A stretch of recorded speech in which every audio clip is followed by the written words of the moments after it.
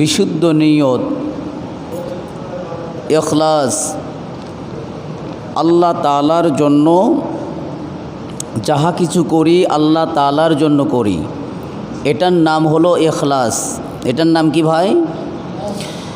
ইখলাস শূন্য আমল আল্লাহ তাআলা কিয়ামতের দিন ধূলি কণার ন্যায় উড়াইয়া দিবেন। আমরা এখানে আলোচনাটা শেষ করেছিলাম। আলোচনাগুলো মনে রাখেন। সকল কিছুর মাকবুলিয়াতের জন্য, কবুলিয়াতের জন্য ইখলাস হলো পূর্ব শর্ত।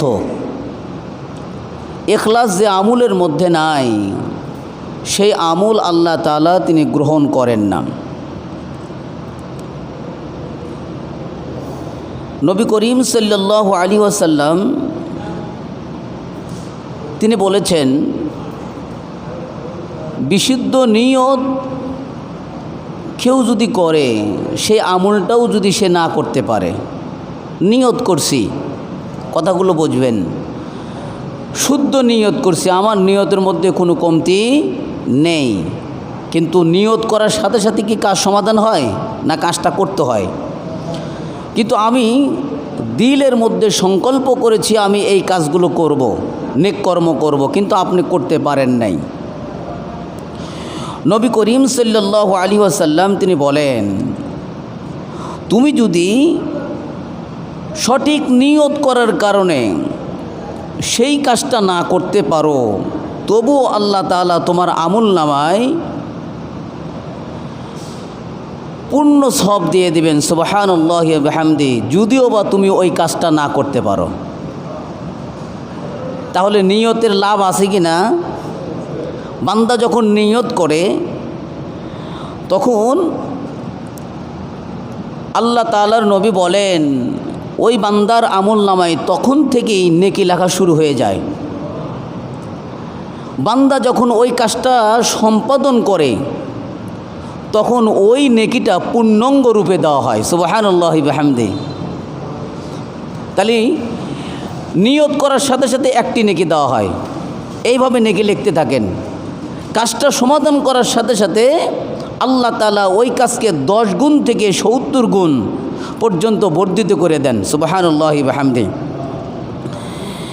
এই জন্য আমরা আমল করার পূর্বে বিশুদ্ধ নিয়ত করব, সহি নিয়ত করব। সহি নিয়তের কারণে আল্লাহ তাআলা আপনাকে তার পূর্ণ জাযা দান করবেন, যদিও বা আপনি বিছানায় মৃত্যুবরণ করেন। একজন মানুষ নিয়ত করছে, আল্লাহ আপনি আমাকে শক্তি দেন, ক্ষমতা দেন, আমি আপনার পথে লড়াই করে শহীদ হতে চাই। কি নিয়ত করছে? কিন্তু সে লড়াই করে নাই, নিয়ত করছে সহি, মৃত্যু হয়েছে বিছানায়। কি হয়েছে? নবী করিম সাল্লাল্লাহু আলাইহি ওয়াসাল্লাম তিনি বলছেন, যদিও বা এই লোকের মৃত্যুটা বিছানায় হয়, তথাপিও সহি নিয়ত হওয়ার কারণে আল্লাহ তাআলা তাহাকে শহীদের মর্যাদা দান করবেন। দলিল মুসলিম শরীফের হাদিস 1909 নম্বর হাদিস। নবী বলেছেন, মান সাআলাল্লাহ শাহাদাতা বিসিদকিম, যে ব্যক্তি সত্য সত্য খালেস দিলে ইখলাসের সহিত শহীদ হওয়ার, আল্লাহ তাআলার রাস্তায় জিহাদ করার ইচ্ছা পোষণ করলো, আল্লাহ তাআলার কাছে চাইতেছে আমি শহীদ হতে চাই, আমি আল্লাহর পথে লড়াই করতে চাই, আল্লাহ তাআলা তাকে পৌঁছে দিবেন, বাল্লাগাহুল্লাহু মানাজিলা শাহিদা, ওই ব্যক্তিকে আল্লাহ তাআলা পৌঁছে দিবেন শহীদের মর্যাদায়। ওয়া ইন মাতা আলা ফিরাশি, যদিও সে বিছানায় মৃত্যুবরণ করে, তাহলে সহি নিয়তের দাম আছে কি নাই? কাজ করে নাই কিন্তু সহি নিয়ত করেছে, সেই সুযোগও হয় নাই। কারণ জিহাদ করার জন্য অনেকগুলো শর্ত আছে। এই বাংলাদেশে জিহাদ করার জন্য অনেকগুলো শর্ত আছে। মূল শর্ত হলো আমির লাগবে। জিহাদ করার জন্য কি লাগবে ভাই? আমির লাগবে, আমির, নেতা। 2 নম্বর শর্ত হলো অস্ত্র লাগবে, অস্ত্র। 3 নম্বর শর্ত হলো সম্পদ লাগবে। এই তিনটা বিষয় অনুপস্থিত, আমির নাই, সম্পদ নাই, অস্ত্র নাই, জিহাদ আপনার উপর ফরজ না। জিহাদ আপনার উপর কি না, কিন্তু জিহাদের তামান্না তো থাকতে হয়। নবী করিম সাল্লাল্লাহু আলাইহি সাল্লাম বলেছেন, আমার উম্মতের মধ্যে যে ব্যক্তি জিহাদ করার তামান্না রাখে না, জিহাদ করার ইচ্ছা রাখে না, সে ইয়াহুদিয়া মরুক, নাসারা হয়ে মরুক, তাতে আমার যায় আসে না। অর্থাৎ নবী করিম সাল্লাল্লাহু আলাইহি সাল্লামের সর্বদাই তামান্না ছিল আমার উম্মতের প্রত্যেকটি বান্দা, প্রত্যেকটি ব্যক্তি যেন জিহাদের নিয়ত রাখে। নবী করিম সাল্লাল্লাহু আলাইহি সাল্লাম তিনি চাইতেন আমার সবচাইতে বেশি আল্লাহ তাআলার কাছে চাওয়া পাওয়া, আমি একবার জিহাদ করি, আবার ইন্তেকাল করি, আবার আল্লাহ তাআলা আমাকে জীবন দান করুক, আবার জিহাদ করি, আবার মারা যায়, আবার জিহাদ করি, আবার মারা যায়। অর্থাৎ এইভাবে বারবার আল্লাহ তাআলার রাহে শহীদ হতে আমার বারবার ইচ্ছা পোষণ হয়। কারণ শহীদের মর্যাদার চাইতে অনেক মর্যাদাপূর্ণ আমল আর নাই। শহীদের যে সম্মান আল্লাহ তাআলা কিয়ামতে দিবেন, এত সম্মান অন্য কারো নাই। এই জন্য নবী করিম সাল্লাল্লাহু আলাইহি ওয়াসাল্লাম বারবার শহীদ হতে ইচ্ছা পোষণ করেছেন। তাহলে কোনো বান্দা নিয়ত রেখেছে কিন্তু যুদ্ধে যায় নাই, খালেস নিয়তের কারণে নবী করিম সাল্লাল্লাহু আলাইহি ওয়াসাল্লাম বলছেন, সে যদি বিছানাও মৃত্যুবরণ করে ওই ব্যক্তির আমলনামায় শহীদের মর্যাদা আল্লাহ তাআলা দান করবেন। তাহলে সহি নিয়তের দাম আছে, অবশ্যই আল্লাহ তাআলা দিয়েছেন। সহি নিয়ত এমন একটি জিনিস, সহি নিয়তে কেউ যদি অপাত্রে দান করে, আপনার নিয়ত সহি শুদ্ধ, দান করছেন অপাত্রে, যেগুলো পাত্র যোগ্য না সেইগুলো জায়গায় আপনি দান করছেন, কিন্তু সহি নিয়তে। নবী করিম সাল্লাল্লাহু আলাইহি সাল্লাম বলেন, সহি নিয়ত হওয়ার কারণে তোমার দানকে আল্লাহ তাআলা গ্রহণ করেছেন। তাহলে যারা অশুদ্ধ নিয়তে আপনার কাছে চাইতে আসে, আপনি দেন, আপনি যখন দিবেন সহি নিয়তে দিবেন, ওর দানটা গ্রহণ করাটা আল্লাহ তাআলার কাছে গ্রহণযোগ্য হবে না, কিন্তু আপনি দিয়েছেন যে দান, আপনারটা গ্রহণযোগ্য হয়ে যাবে। নবী সাল্লাল্লাহু আলাইহি সাল্লাম তার দলিল দিয়েছেন। বুখারী শরীফের হাদিস 1421 নম্বর হাদিস, নবী করিম সাল্লাল্লাহু আলাইহি সাল্লাম বললেন, বনী ইসরাঈলের এক ব্যক্তি এরকম নিয়ত করল যে আল্লাহ তাআলাকে সন্তুষ্ট করার জন্য আমি দান করব, নিয়ত করছে। আগের জামানায় মানুষ দান করতো, মানুষকে দেখাইতো না, মানুষ থেকে গোপন হয়ে ইখলাস নিয়ে একমাত্র আল্লাহ তাআলাকে খুশি করার জন্য দান করত। থলের মধ্যে কিছু অর্থ নিয়ে রওনা দিয়েছেন, রাত্রিতে দান করবে। কখন? এমনভাবে দান করবে কেউ যেন না দেখে। বনী ইসরাঈলের সেই লোক দান করেছে, দানটা পড়েছে চোরের হাতে। কার হাতে? চোর।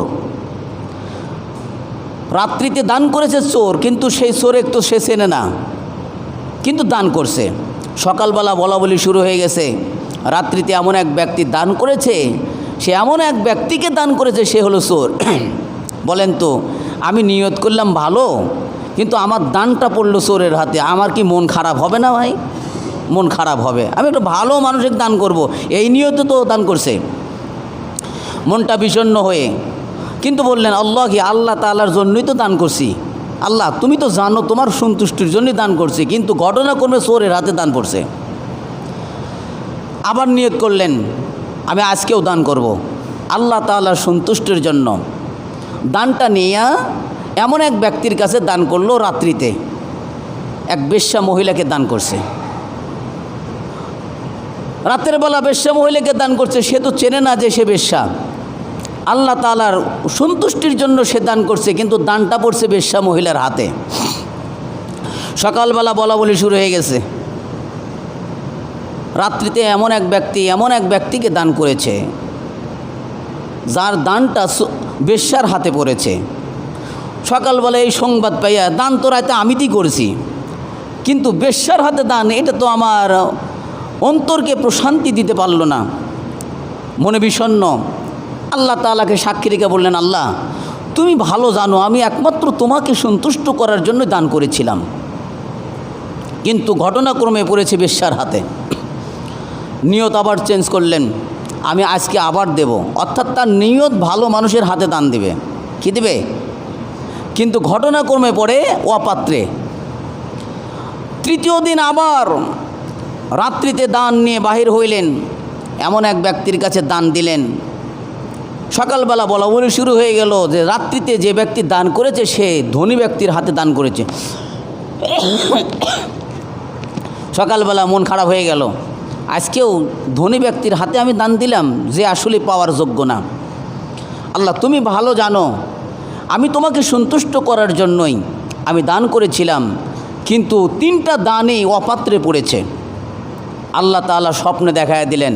নবী করিম সাল্লাল্লাহু আলাইহি ওয়াসাল্লাম বর্ণনা করছেন, বুখারী শরীফের হাদিস 1421 নম্বর হাদিস। নবী বলতেছেন, ওই বনী ইসরাঈলী ব্যক্তিকে আল্লাহ তাআলা স্বপ্ন দেখায় দিলেন যে তুমি যে গত রাত্রিতে গত 3 দিন যাবৎ তুমি যে দান করেছো, সকল দানই তোমার আল্লাহ তাআলা কবুল করেছেন। সুবহানাল্লাহি ওয়া বিহামদিহি। একটা দানও আল্লাহ তাআলা তোমার নষ্ট করে নাই, কারণ তোমার সহি নিয়তের কারণে, লিওয়াজহাল্লাহ, আল্লাহ তাআলার সন্তুষ্টির জন্য তুমি দান করেছো। তুমি যখন চোরের হাতে দান করেছো, তোমার এই দানটা পেয়ে চোর ভালো হয়ে গেছে। সুবহানাল্লাহ বললেন না? তুমি যখন বেশ্যার হাতে দান করেছো, বেশ্যা তোমার এই দানটা পেয়ে ভালো হয়ে গেছে। তুমি যখন ধনী ব্যক্তির হাতে দান করেছো, ধনী ব্যক্তি নিজের অনুতপ্ত বুঝতে পেরেছে, মানুষকে দান করতে হয়, অসহায়কে সহযোগিতা করতে হয়, সে তার নিয়তকে চেঞ্জ করেছে, সে তোমার এই দান পেয়ে সেও জাকাত দেওয়া শুরু করেছে। সুবহানাল্লাহ বলেন। 3 জনই পরিবর্তন হয়েছে। আল্লাহ তাআলা ইখলাসপূর্ণ আমল কবুল করেন। আপনি যদি অপাত্রেও দেন, আপনার এই জিনিসটা যদি অপাত্রেও হয়, সহি নিয়তের কারণে আল্লাহ তাআলা তা কবুল করেন। সুতরাং আমাদের নিয়ত যদি সহি হয়, আমল গ্রহণ করেন কে? আল্লাহ তাআলা। নিয়ত যদি অশুদ্ধ হয়, সেটা যত বড়ই আমল করেন, আল্লাহ তাআলা বলেন আমি তোমার এই আমল কবুল করি না। নিয়ত শুদ্ধ হওয়ার কারণে আল্লাহ তাআলা আপনার বালা মুসিবতকে দূর করে দেন। আপনি সহি নিয়তে কাজ করেন, সহি নিয়তে আমল করেন, এই আমলের যাজা ফজিলত আল্লাহ তাআলা আপনাকে দুনিয়াতেই দিয়ে দিবেন। সুবহানাল্লাহ বলেন। দলিল দিয়েছেন নবী করিম সাল্লাল্লাহু আলাইহি সাল্লাম, বুখারী শরীফের হাদিস 2215 নম্বর হাদিস। বনী ইসরাঈলের ঘটনা নবী করিম সাল্লাল্লাহু আলাইহি সাল্লাম ব্যাপকভাবে উল্লেখ করতেন। 3 ব্যক্তির কথা নবী করিম সাল্লাল্লাহু আলাইহি সাল্লাম বললেন, বৃষ্টিতে আটকিয়ে পড়া 3 ব্যক্তির ঘটনা আমি তোমাদেরকে শোনায়া দিই। তাদের 3 জনের আমল ছিল আল্লাহ তাআলাকে সন্তুষ্ট করার জন্য। সুবহানাল্লাহ বলেন। পথিমধ্যে যাইতে যাইতে দেখেন আকাশে মেঘ, বৃষ্টি থেকে নিজেকে সেফ হওয়ার জন্য পাথরের গুহায়, পাহাড়ের গুহায় আশ্রয় নেন। হঠাৎ করে একটি পাথর গড় গড় করে এসে তারা যে 3 জন অবস্থান করেছিল যে গুহায়, সেই গুহার মুখ আটকিয়ে দেয়। আল্লাহ তাআলার কুদরতে আটকে যায়। এখন বলেন, এত বিশাল পাথর, যে পাথর 3 জনের শক্তিতে সরানো কখনোই সম্ভব নয়। নবী করিম সাল্লাল্লাহু আলাইহি সাল্লাম বলেন, তারা যখন পাহাড়ের গুহায় আটকিয়ে যায়, তখন নিজেরাই এখন পরামর্শ করতেছে, দেখ ভাই, আমাদের এখান থেকে কেউ রক্ষা করার মতন নাই আল্লাহ ছাড়া। সুতরাং আমাদের মধ্যে যার যে নেক কর্ম আছে, সেই নেক কর্ম দিয়ে আল্লাহ তাআলার কাছে দোয়া ছাড়া এখান থেকে মুক্তির আর কোনো উপায় আমাদের কাছে আর নাই। ভাই, সুন্দর একটি ঘটনা আল্লাহ নবী সাল্লাল্লাহু আলাইহি সাল্লাম উল্লেখ করেছেন। পরামর্শ করলেন, তাহলে কি করা যায়? বলে, তোমার জীবনের যত আমল আছে তার মধ্যে তোমার কাছে যেটা ইখলাসপূর্ণ আমল ছিল, সে আমলের উসিলা দিয়ে আল্লাহ তাআলার কাছে দোয়া করো। প্রথম ব্যক্তি দোয়া করলেন, আল্লাহ, আমার একজন বৃদ্ধ পিতামাতা ছিল বৃদ্ধ, আমার বাচ্চা কাচ্চাও ছোট্ট ছিল, আমি বকরি চড়াতাম। একদিনের ঘটনা আমি উল্লেখ করছি, আল্লাহ, পাহাড়ের অপর প্রান্তে আমি বকরি চড়াইতাম, কিন্তু আমার একটা অভ্যাস ছিল, মা বাবাকে না খিলান পর্যন্ত আমি আমার সন্তানদেরকেও খাওয়াতাম না। ঘটনাক্রমে একদিন দেরি হয়ে যায়, মা ক্লান্ত হয়ে শুয়ে আছে। বাড়িতে এসে দেখে যে বিবি বাল বাচ্চারা ক্ষুধার যন্ত্রণায় কাঁদতেছে। বাচ্চাদেরকে আমি খাবার দিই নাই, ছাগলের দুধ দহন করে বাচ্চারা খুব ক্ষুধার্ত ছিল, তাদেরকে আমি খাইতে দিই নাই। যতক্ষণ না পর্যন্ত আমি মা বাবাকে না খাইতে দিই ততক্ষণ পর্যন্ত আমি আমার নিজের সন্তানদেরকেও খাইতে দিই নাই। একমাত্র তোমারই উদ্দেশ্যে, তোমাকে সন্তুষ্ট করার জন্যই আমি এটা করেছিলাম। আমার মা ঘুমায়েছিল। পরের দিন ফজর হয়ে যায়, তারপরেও বাচ্চারা কাঁদতে কাঁদতে আমার পায়ের কাছে ঘুমায় পড়েছিল, তাও আমি আমার সন্তানদেরকে আমি খাইতে দিয়েছিলাম না। আমার মা বাবাকে সন্তুষ্ট করার জন্য আমি মা বাবাকে আগে খিলাই। সুতরাং আল্লাহ, আমার এই কর্মটা তোমার কাছে যদি অত্যাধিক পছন্দ হয়ে থাকে, তুমি যদি পছন্দ করে থাকো এবং তোমার সন্তুষ্টির জন্যই যদি হয়ে থাকে, আমার এই কর্মের উসিলা করে হলেও তুমি এই পাথরকে সরায়া দাও। এই কথা বলতে দেরি হয়েছে, আল্লাহ তাআলার কুদরতে ওই পাথর সরতে দেরি হয় নাই। পাথরটা সরে গেল। এমনভাবে সরেছে পাথর, শুধু আকাশ দেখা গেছে। কি দেখা গেছে ভাই? আকাশ। কিন্তু ওর ভিতর থেকে 2-3 জনের বাহির হওয়ার কোনো সুযোগ নাই। এরপরে তার আমল আল্লাহ তাআলার কাছে গৃহীত হইলে দ্বিতীয় জন আবার তার আমলকে পেশ করা শুরু করলো। আল্লাহ, আমার এক চাচাতো বোন ছিল, আমি তাকে ভালোবাসতাম। একটা নারীকে যেভাবে মানুষ ভালোবাসে, একটা নারীকে যেভাবে ভালোবাসে আমি সেইভাবে ভালোবাসতাম। ইয়া আল্লাহ, সেই চাচাতো বোন, আমি তাকে খারাপ কুপ্রস্তাব দিই, কিন্তু চাচাতো বোন আমার এই কুপ্রস্তাবে রাজি হয়েছিল 100 দিরহামে। কয়শো দিরহামে? 100 দিরহাম। ওই সময়ের 100 দিরহাম অনেক কঠিন। 100 দিরহাম আমি অনেক কষ্ট করে, কঠিন মেহনত করে আমি উপার্জন করি তাকে পাওয়ার জন্য, আমার সেই চাচাতো বোনকে পাওয়ার জন্য। আমি 100 দিরহাম উপার্জন করলাম। চাচাতো বোনের সাথে আমি কুকর্ম করার জন্য তার নিকটে সন্নিকটে গেলাম। চাচাতো বোন আমাকে আল্লাহ তাআলা তোমার ভয় দেখাচ্ছিল, ইত্তাকুল্লাহ, আল্লাহকে ভয় করো, আর অবৈধভাবে আমার মোহরকে তুমি নষ্ট করো না, এই হুকুম যখন করেছিল নিজ থেকে, আমি তোমাকে একমাত্র ভয় করেছিলাম এবং তাকে ছেড়ে দিয়েছিলাম। আল্লাহ, আমার এই গুণামুক্তির জন্য তোমার ভয় ছিল, পিছনে কাজ করেছিল। আমি যুবক ছিলাম কিন্তু তোমার ভয়ে গুণামুক্ত হয়েছিলাম। আমি যুবক ছিলাম, তোমার ভয়ে আমার চাচাতো বোনের সাথে কুকর্ম করি নাই। আল্লাহ, এই কর্মটা যদি তোমার পছন্দ হয়ে থাকে, এই কর্মের উসিলা করে হলেও আমাদের এই পাথরকে সরায়া দেন।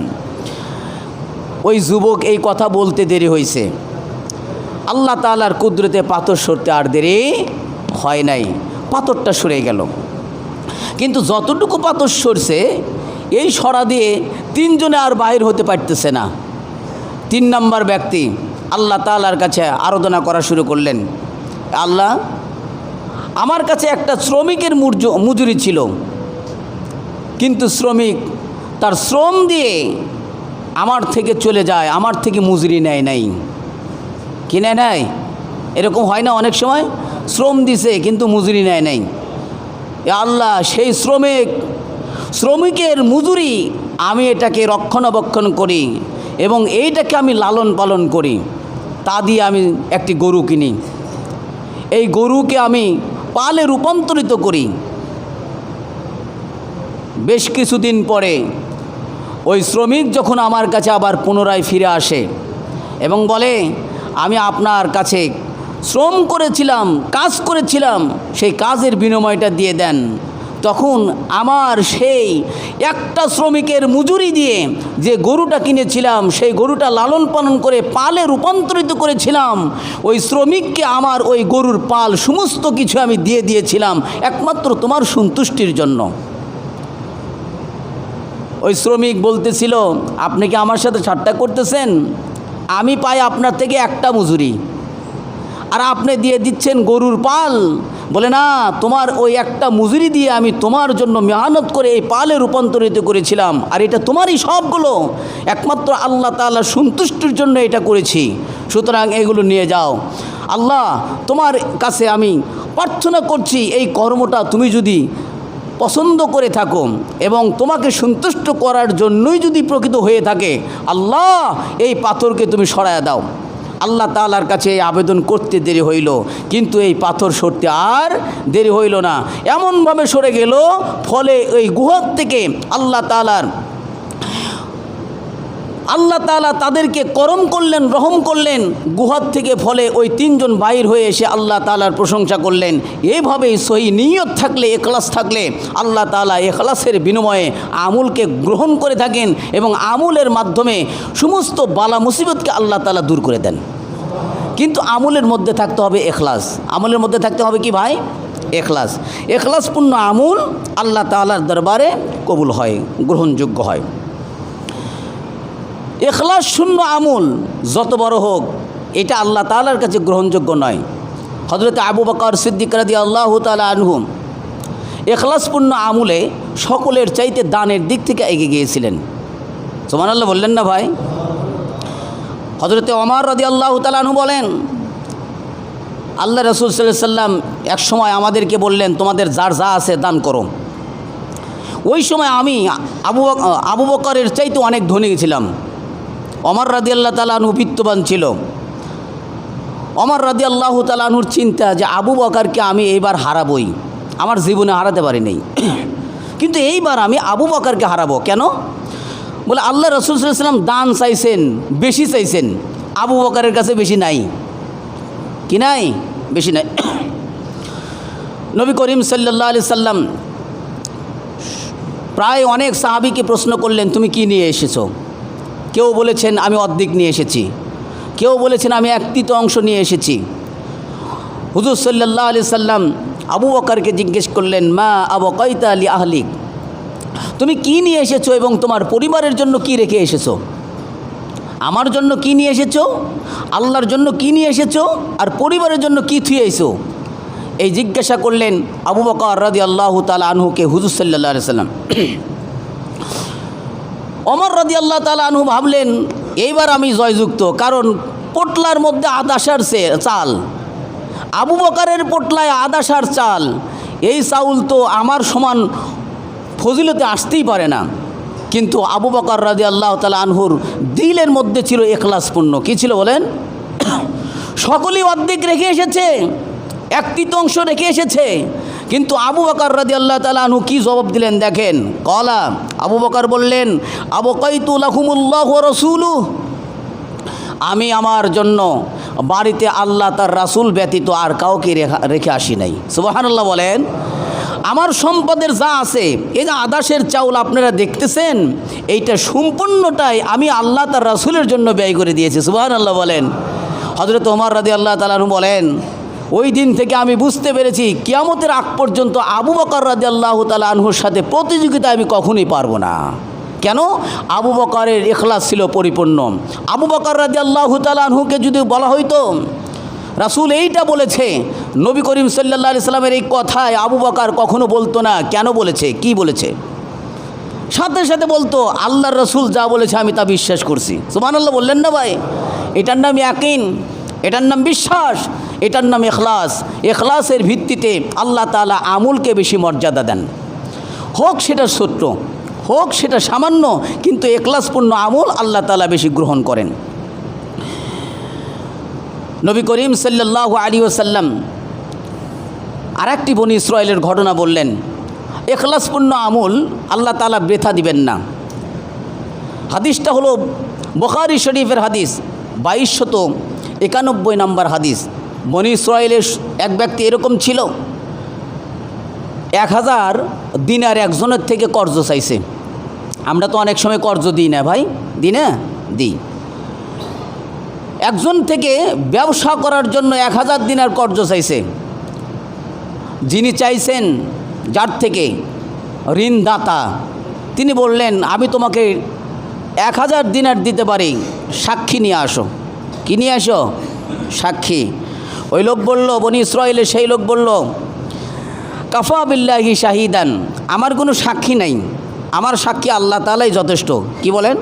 আমার সাক্ষী আল্লাহ তাআলাই যথেষ্ট। সাক্ষী যখন উপস্থিত করলো না, তখন ঋণদাতা আবার বলতেছেন, তাহলে তোমার থেকে একটা জামিনদাতা নিয়ে আসো। আমি যে তোমাকে 1000 দিনার দেব, এই 1000 দিনারের জামিনদাতা নিয়ে আসো। ওই বনি ইসরাইলের ঋণ গ্রহীতা বললেন, কাফা বিল্লাহি কাফিলান, আমার জামিনদাতা হিসেবে আল্লাহ তাআলাই যথেষ্ট। যিনি ঋণদাতা তিনি ওনার কথায় বিশ্বাস করলেন, বিশ্বাস করে ঋণ দিয়ে দিলেন 1000 দিনার।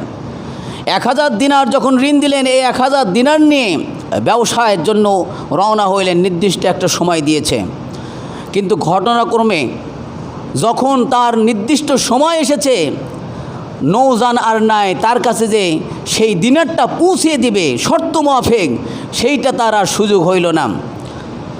ঋণ গ্রহীতা সে চিন্তা ফিকির করলো, আমি তো আল্লাহ তাআলাকে সাক্ষ্য রেখে ঋণ গ্রহণ করেছি, কিন্তু ঋণ দাতাকে এই ঋণের টাকা তো দিতে হবে। একটি কাঠের টুকরো নিলেন, কাঠের টুকরো নিয়ে খোদাই করলেন, খোদাই করে সেই কাঠের টুকরোর মধ্যে 1000 দিনার ভর্তি করলেন এবং আল্লাহকে সাক্ষী রেখে বললেন, সমুদ্রের প্রান্তে বললেন, সমুদ্রের মধ্যে ওখানে যাইয়া পানিতে নিক্ষেপ করার আগে বললেন, আল্লাহ আমি তোমাকে সাক্ষী রেখেছিলাম, সাক্ষী হিসাবে তুমি যথেষ্ট, জামিন হিসাবে তুমি যথেষ্ট, আর আমি 1000 দিনার এই কাঠের মধ্যে তোমাকে সাক্ষী রেখে পৌঁছে দিলাম। বলেন তো এটা কি আসলেও কত কঠিন কাজ না ভাই? কিন্তু এখলাস ছিল আল্লাহ তাআলার প্রতি, বিশ্বাস ছিল আল্লাহ তাআলার প্রতি। এই কাঠের টুকরোকে আল্লাহ তাআলার ইশারায় ভাসতে ভাসতে ভাসতে ভাসতে ঋণ যিনি দাতা তিনি ওই নির্দিষ্ট টাইমে সমুদ্রের তীরে অবস্থান করলেন যে আমার সেই 1000 দিনার কই? সেই লোক তো আর নাই, আসতেছে না, কোনো যানবাহনও নাই, দেখতেছে না, আত্মবিশ্বাস যেন হারিয়ে ফেলছে। হঠাৎ করে দেখেন চোখের সামনে একটি কাঠের টুকরো। সে কাঠের টুকরোটে জাল দেওয়ার উদ্দেশ্যে, কিসের উদ্দেশ্যে ভাই? জাল দেওয়ার উদ্দেশ্যে কাঠের টুকরোকে হাতে নিলেন। হাতে নিয়ে বাড়িতে যাইয়া বিবেকে বললেন, এটা টুকরো করো, ভাঙ্গো, ভেঙে এটা জাল দাও। ভাঙ্গে দেখেন যে কাঠের টুকরোর মধ্যে 1000 দিনার এবং একটি চিঠি। সুবহানাল্লাহি বিহামদি বলেন, 1000 দিনার একটি চিঠি। সেই চিঠিটা ছিল যাকে সে ঋণ দিয়েছে তার চিঠি। সে এই ঋণটা পাওয়ার পরে আল্লাহ তাআলার প্রশংসা আদায় করলেন। বেশ কিছুদিন পরে ওই ঋণ গ্রহীতা আবার আসলেন 1000 দিনার নিয়ে তাকে দেওয়ার জন্য। সে বলতেছে, তুমি না আমার জন্য দিনার পাঠিয়ে দিয়েছো। সুবহানাল্লাহি বিহামদি। এই ঘটনা থেকে নবী করিম সাল্লাল্লাহু আলাইহি সাল্লাম আমাদেরকে শিক্ষা দেন, যার মধ্যে ইখলাসপূর্ণ আমল থাকবে সেই আমল কখনো আল্লাহ তাআলা নষ্ট করেন না। ইখলাস শূন্য আমল যদি হয় আপনি ধরাশায়ী হয়ে যাবেন। ইখলাসপূর্ণ আমল কোনো ব্যক্তি করে ওই ব্যক্তিকে শয়তানও বশ করতে পারবে না, কখনোই করতে পারবে না। আল্লাহর নবী সাল্লাল্লাহু আলাইহি ওয়াসাল্লাম এই ব্যাপারে সুন্দর আরেকটি চমৎকার ঘটনা উল্লেখ করেছেন।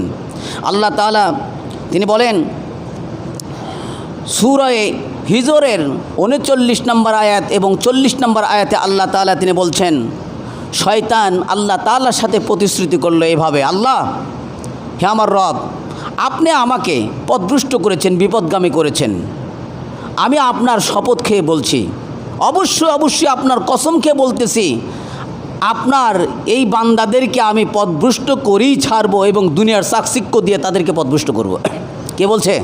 শয়তান। সূরা হিজরের 39 এবং 40 নম্বর আয়াতে বলতেছেন।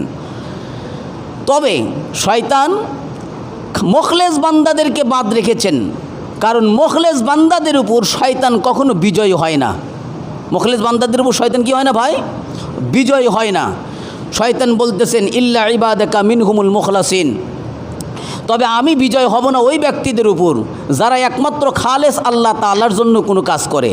এদের সাথে আমার কখনোই বিজয় হওয়ার সম্ভাবনাও নাই, আমি কখনোই পারবও না। ইমাম গজালি রহমতুল্লাহ আলাই ইহয়া উলুমুদ্দিনের মধ্যে একটি ঘটনা, চমৎকার একটি ঘটনা উল্লেখ করেছেন। বনী ইসরাইলের এক আবেদ ব্যক্তি এরকম ছিল। ঘটনার মধ্য দিয়ে অনেক শিক্ষা রয়েছে, আজকে অনেক ঘটনাই হচ্ছে আর কি। বনী ইসরাইলের এক আবেদ ব্যক্তি এরকম ছিল। ওই জামানায় একটি বড় একটি গাছ ছিল, ওই গাছের পূজা করতো মানুষ। আগের জামানায় যত বড় জিনিস দেখতো তখনই তার সেটা পূজা করতো আর কি। এইটা এমন হয় আমাদের প্রভু, এটা মনে করতো আর কি। যখনই যত বড় জিনিস সেটাই তাদের প্রভু হইতো। বড় গাছ ওটাই আমাদের প্রভু, এই যে প্রভু বলে শিরক করা শুরু করতো। বনী ইসরাইলের সেই আবেদ শুনতে পারল ওই জামানার লোকজন ওই গাছের পূজা করে, কাঁধে একটা কুড়াল হাতে নিলেন, কাঁধে কুড়াল নিয়ে ওই গাছকে কাটার জন্য রওনা হইলেন। প্রতিমধ্যে শয়তান, ইবলিশ শয়তান সামনে উপস্থিত দরবেশ সেজে। ভাই আপনি কই যান? বলে এই গাছটা কাটার জন্য, কারণ এই গাছটাকে কেন্দ্র করে মানুষ শিরক করে, এই গাছের পূজা করে, আমি এটাকে কেটে ফেলবো। শয়তান এটা চায় না, শয়তান সর্বদাই চায় এই জমিনে শিরক হোক। কি হয়? শয়তান সর্বদাই জমিনে শিরক হতেকে উৎসাহিত করে, উদ্বুদ্ধ করে, দুনিয়ার চাকচিক্য দিয়ে শয়তান মানুষকে প্রলুব্ধ করে। শয়তান বলল, এতে তোমার কি লাভ? তোমার তো কোনো লাভ নাই। বলে আমার এটাই লাভ, এই গাছটা কাটলে মানুষ একমাত্র আল্লাহ তাআলারই ইবাদত করবে, আর মানুষ যখন আল্লাহর ইবাদত করবে এটাই আমার লাভ। শয়তান পারাপারি ধরছে, মারামারি শুরু করে দিছে, জিহাদ কুস্তি লড়াই শুরু করে দিছে। শয়তান যখন লড়াই শুরু করে দিয়েছে, এক ঝটকায় আবেদ শয়তানের বুকের উপর চড়ছে। শয়তান ধরাশায়ী হয়ে গেছে, পরাজয় বরণ করছে। নিচ থেকে শয়তান লোভনীয় অফার দিছে, এর সাথে লড়াই করে তো পারা যাবে না, কারণ হলো এ মুখলেস বান্দা, আল্লাহ তাআলার সন্তুষ্টির জন্য সে কাজ করতেছে। এই গাছ যে কাটতেছে, এই গাছের কাটার পিছনে ইখলাস ছিল, পরিশুদ্ধ ছিল, সই নিয়ত ছিল, যার কারণে শয়তান সে পারে নাই। শয়তান এখন চক্রান্ত শুরু করলো। এই আবেদ শোনো, এই গাছ কাটার মধ্যে কোনো লাভ নাই, বরঞ্চ আমি তোমার একটা লোভনীয় অফার দিই। প্রতিদিন তোমার বিছানার বালিশের কাছে 100 দিনার দিরহাম, স্বর্ণের দিনার আমি তোমাকে দান করব, যার ফলে তুমি এই গাছটা কাটবে না। শয়তান কি অফার দিল? গাছ কাটবে না, 100 দিনার দেব। লোভ এসে গেল ওই আবেদের দিলের মধ্যে। যখন লোভ আসলো, একদিন দিল, কেরে অটোভাবে শুয়ে থাকে, সকালে স্বর্ণের দিনার দেখে। পরের দিন আবার স্বর্ণ আর আসে নাই। তৃতীয় দিনে যাইয়া গাছ কাটার জন্য আবেদ আবার রওনা দিল। পথিমধ্যে আবার শয়তান দরবেশ সেজে আবার আসলো, এসে বলতেছে, কই যাও? গাছ কাটার জন্য। বলে আজকে আর তোমাকে গাছ কাটার কোনো সুযোগ দেওয়া হবে না। দুইজনের লড়াই। ওই দিন এক ঝটকায় শয়তানের উপর বশ হয়ে বসেছিল, আর আজকে এক ঝটকায় শয়তান ওই আবেদের উপর বশ হয়ে বসে। আবেদ তখন চাঞ্চল্যের ভিত্তিতে বললেন, আচ্ছা গতকালকে তুমি আমার কাছে পরাজয় হইছো, কিন্তু আজকে আমি তোমার কাছে পরাজয় হইলাম, এর কারণ কি?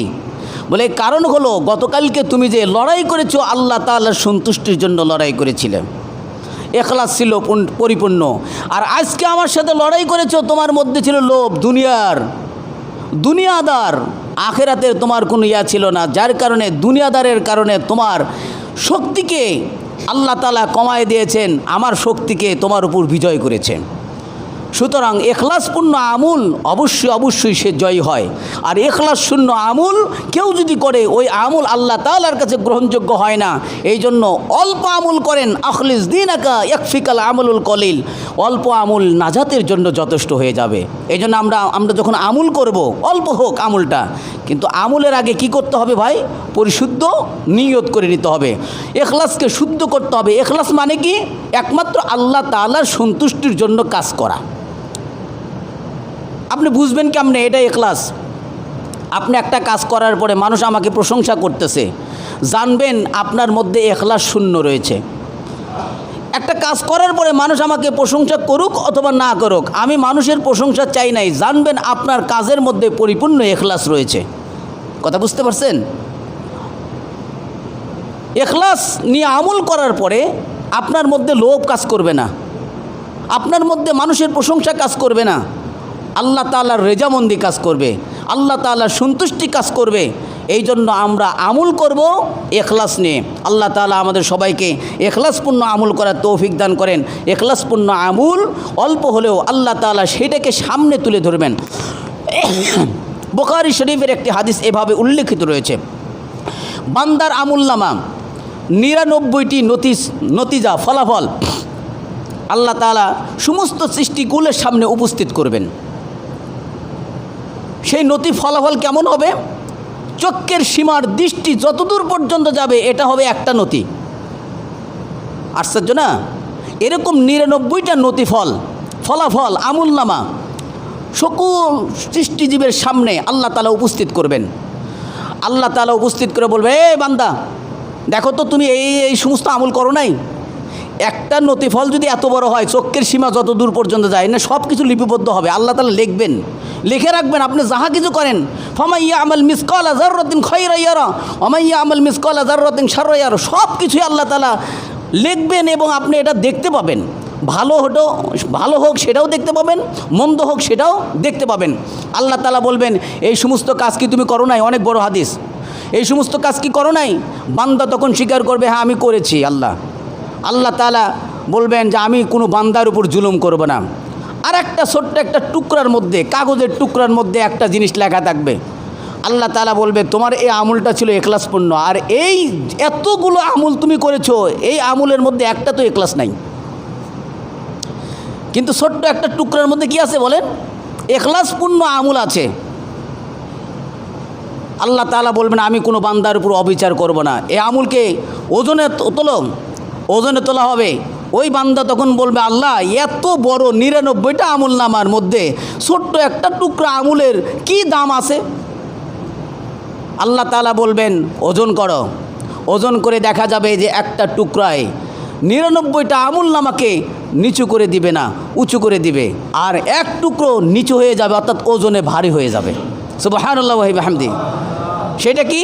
বলে কালেমা লা ইলাহা ইল্লাল্লাহ। একদিন সে বিশ্বাসের সাথে এই কালেমা পড়েছিল, এই কালেমার কারণে ওজন ভারী হওয়ার কারণে আল্লাহ তাআলা তার এই 99টা নতিজা, 99টা ফলাফল আমলনামাকে শূন্য করে দিয়ে এইটাকে ভারী করে দিয়ে আল্লাহ তাআলা তাকে মুক্তি করে দিলেন, জান্নাত দাখিল করেন। এটা কিসের কারণে ভাই? ইখলাসের কারণে। অতএব ইখলাসপূর্ণ আমল আমরা যদি অল্পও করি, নাজাতের জন্য এটা যথেষ্ট হয়ে যাবে। আল্লাহ তাআলা আমাদের সবাইকে ইখলাসপূর্ণ আমল করার তৌফিক